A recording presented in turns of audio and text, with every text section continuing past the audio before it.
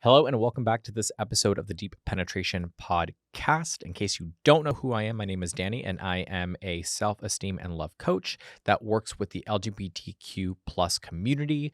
And I work a lot with gay and bisexual men who are struggling with self esteem, self acceptance, self love, and really learning how to just navigate and cultivate healthy, long lasting relationships. If this is your first time joining the podcast, wherever you are joining from, please make sure you are subscribing because it helps for us to continue to have these very open and candid conversations.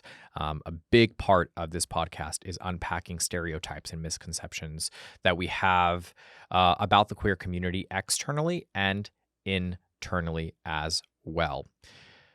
That being said, let's talk about the topic for today, which is guys shouldn't cry, right? This is going to be an episode about vulnerability.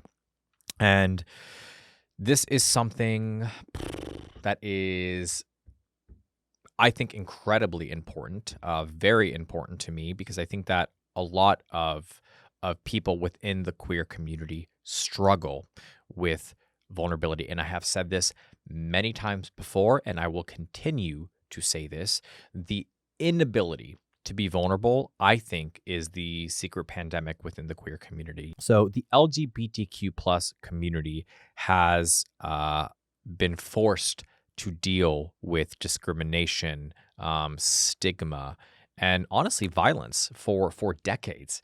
And this has made many people in the community apprehensive about opening up to others. You know, our individual coming out experiences also mold our ability to open up within our relationships. So if you had a bad experience and felt rejected by the people you trusted the most and felt that they were supposed to be there to protect you, of course, that's going to result in you struggling with letting people in. And the truth is, I'm not blaming you for being on guard, right?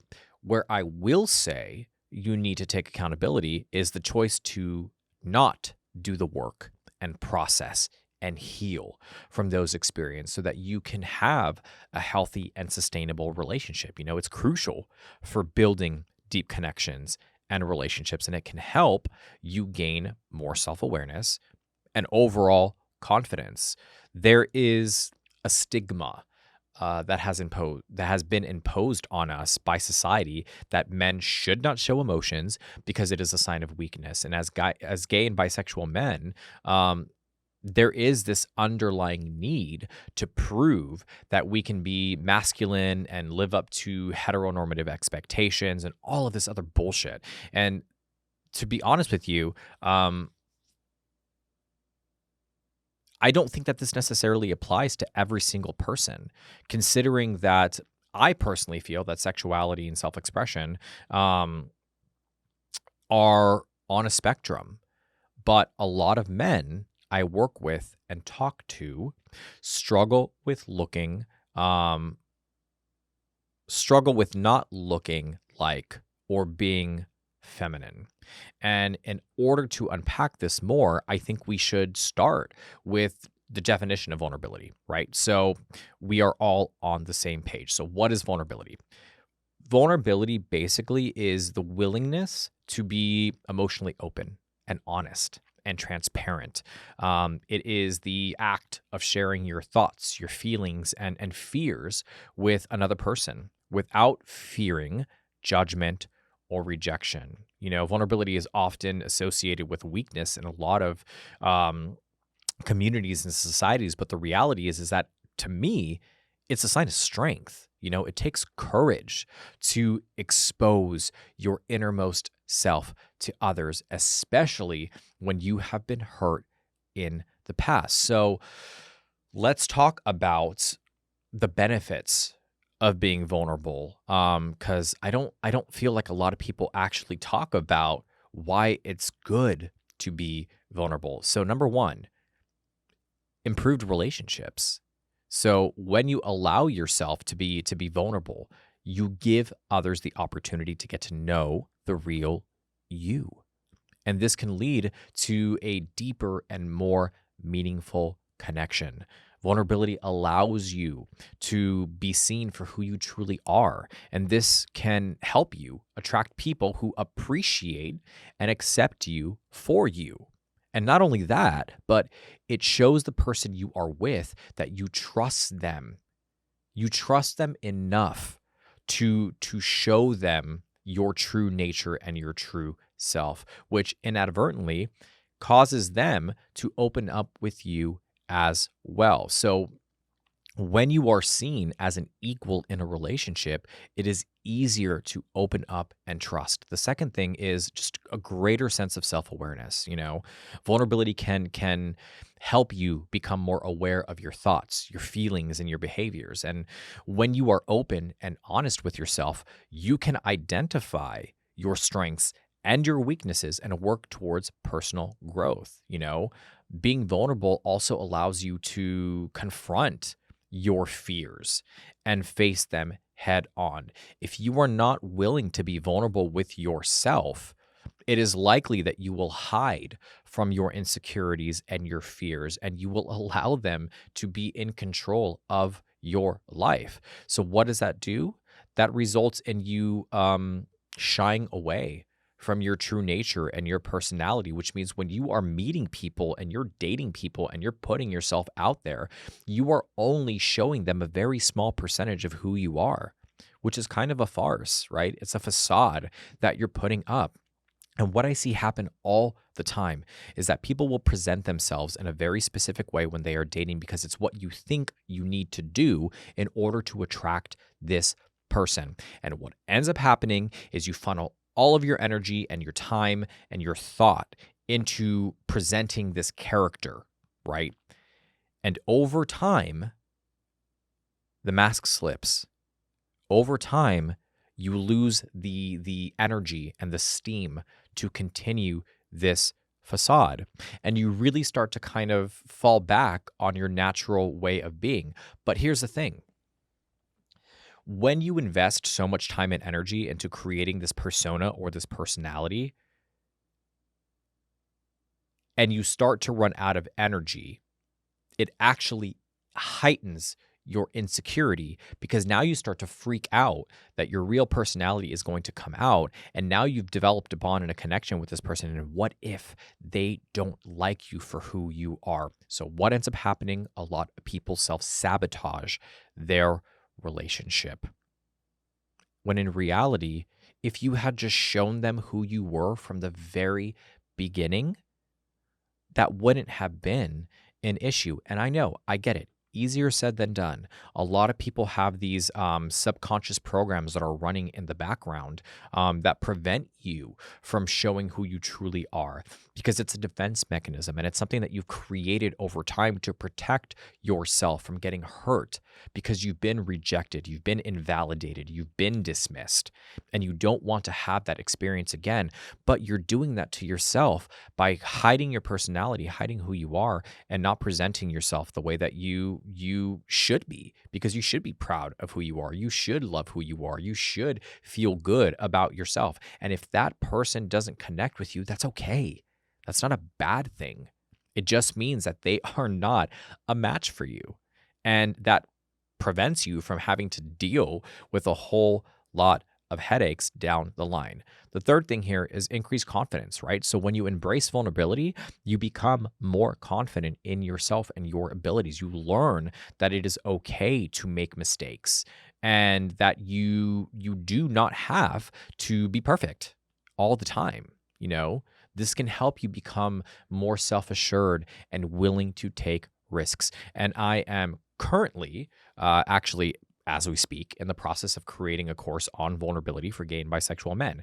And the reason why I wanted to do it was because I myself struggled to be vulnerable my entire life due to my experience with bullying growing up. And, this is the reason why I've talked about this experience so many times in my podcast episodes and my YouTube channel, because it is woven into the fiber of my mission with this project. My drive and my motivation every day is to help people become more vulnerable. Why? Because you truly learn who you are when you step outside of your comfort zone. Yes, allowing myself to open up was terrifying because of my experiences. But when I finally gave myself permission, the experience with my personal experience with love completely transformed. My love for myself grew. So my love for others grew as well. And even though we are, and this is kind of a bit of a segue, but even though we're no longer together, and I'm talking about my ex that I was with for 13 years, she really taught me something very, very important. You can depend on others.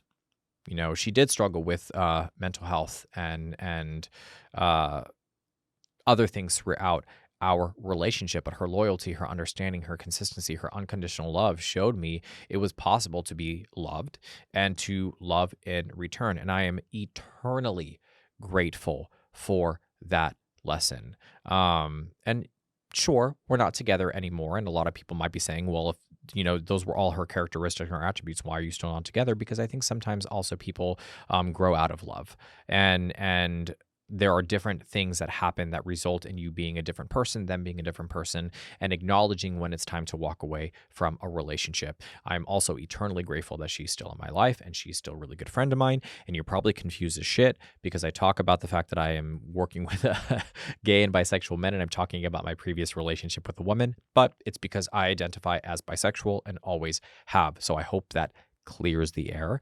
And I am currently in a relationship with a guy. Anyways, when it comes to vulnerability, even now, right? This project, it's a big trigger for me. There are many moments that I want to pull back, that I want to pack up, and I just want to dive into my hidey hole.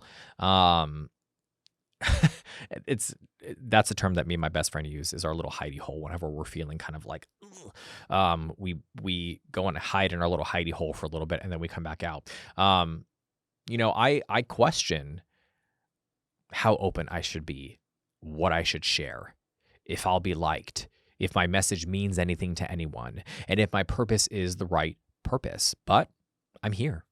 I am still here. I'm sitting in front of this camera talking to you and sharing my personal experiences, my thoughts, my beliefs, my perspectives. And that is vulnerability in and of itself. So I have no issues congratulating myself and saying, yeah, I'm doing it, right? Yeah, there are days that I want to. There's days that I'm not motivated. There's days that I'm scared. There's days that I'm fearful, anxious, all of those things. But at the end of the day, I am still here and I am still doing it because I think this matters. Personally, I really feel this matters, which is why I do it. So, how can you embrace your vulnerability? Number one, recognize your fears, right? The first step in embracing vulnerability is to recognize what you are scared of. What are you afraid of? What is holding you back from being emotionally open with others? And once you're able to identify that fear, you can work towards overcoming it. The second thing is practice self-compassion. Being vulnerable can be very scary, and it is important to practice self-compassion as you navigate this process. Be gentle with yourself and recognize that vulnerability takes time. It takes practice. One of the things that I find to be a major issue within the queer community is our ability to be compassionate with ourselves. We are our own harshest critics. And I think a big part of that has to do with the narrative and the dialogue that we create before we actually have the ability to come out, right? It's this kind of like incessant voice in our head, second guessing everything, doubting ourselves, trying to change who we are as a person, fearful of what other people will think, or whether we'll be accepted, or if we'll be rejected, or if we'll be loved, or if we won't be loved.